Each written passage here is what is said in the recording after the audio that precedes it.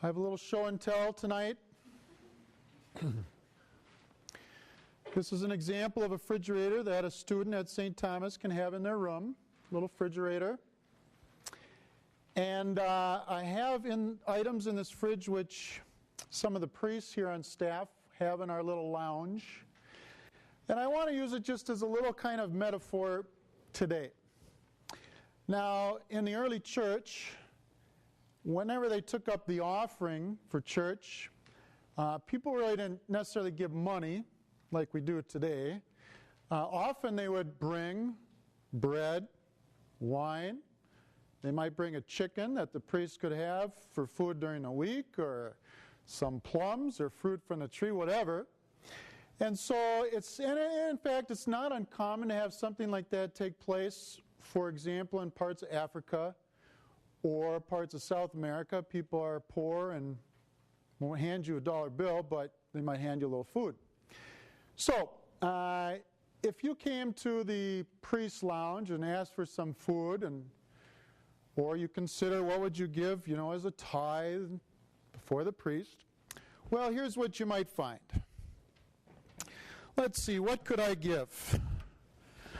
Well, I have a Coke. I could give you a Coke, but this is very important for me to stay awake during class, so I don't want to give you a Coke. I've got some peanuts. These are Father Bakatu's favorite food. He grabs them right out of the jar and usually spills a couple on the ground, which I have to pick up.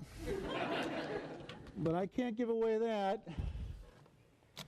Father Gitter, I don't know how he lives, but he lives off sweets, cookies, but I'm not going to give you the cookies. I've got other goodies here, bread. I've got a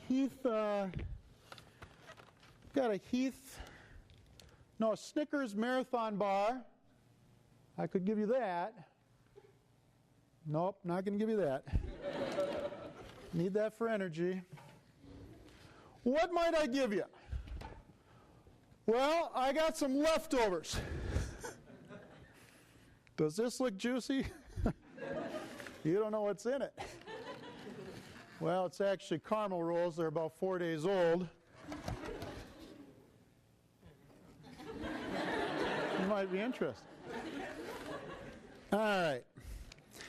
Well, my little scenario here is meant for us to, a little visual example to think about, what do we give in generosity to God and to others? Do we give, like the woman in the gospel, from what she had even to live on, or do we just give leftovers to God, to others? For example, the men in the house here, they get up and first part of the day, given a prayer. Given a prayer.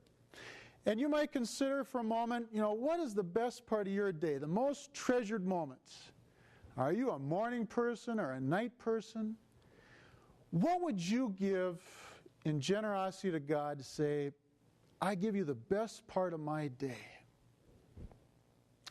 What are your most prized talents? What do you say is, this is something I really am proud of? Can God use it? Would you allow God to take that, multiply that gift? Do you tithe? Do you tithe? Now, we don't pass around a collection at Mass, but we do have a box in the back, and you could put a little donation in on your way out. I remember when I was your age, I thought, well, I used to give $1, and now I guess I should try to give $5. I tried to give $5 by the time I was a senior in college. And so I challenge you to think about that on your way out. Well, Jesus wanted his disciples to see this woman. He wanted to inspire them by her witness. I was listening to Matthew Kelly. I don't know if you know Matthew Kelly. He wrote a book called Rediscovering Catholicism. And he's from Australia, and he's a fantastic speaker. And he got in front of all these priests, and you know what he said? He said to us, he said 7% of Catholics are doing 80% of everything.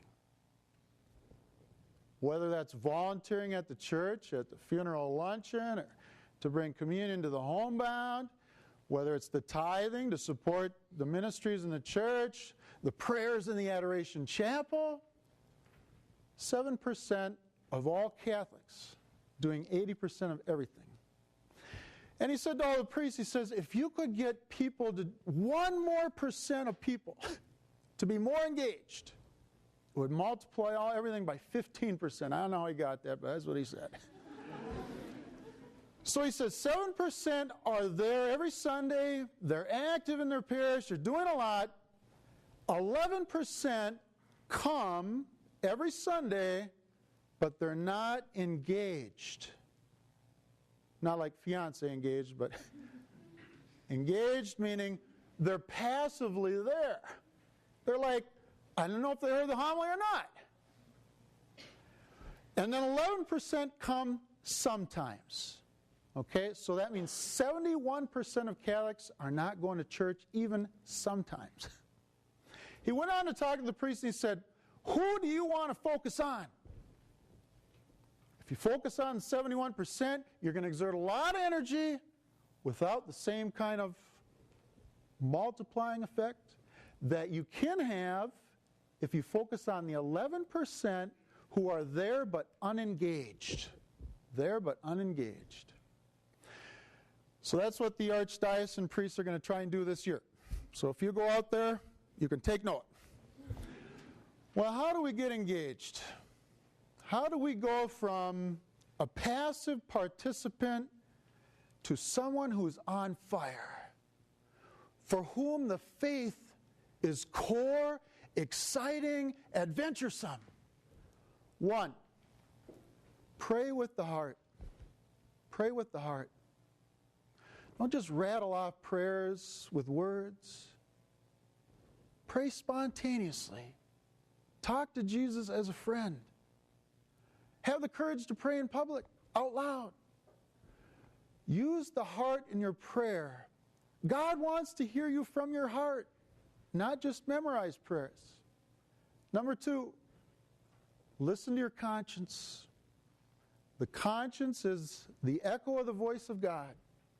If we listen to our conscience in purity, it will help us to come alive. 3rd, get involved. Choose one ministry. I'm going to do this. I'm going to serve the poor by bringing them food one Wednesday a month. Whatever it is. And when you get involved, you will also find yourself with brothers and sisters in the faith. And that too will help you feel connected.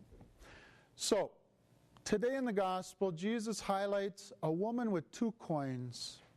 She didn't just give leftovers. She gave from the core of what she had. She was fully engaged.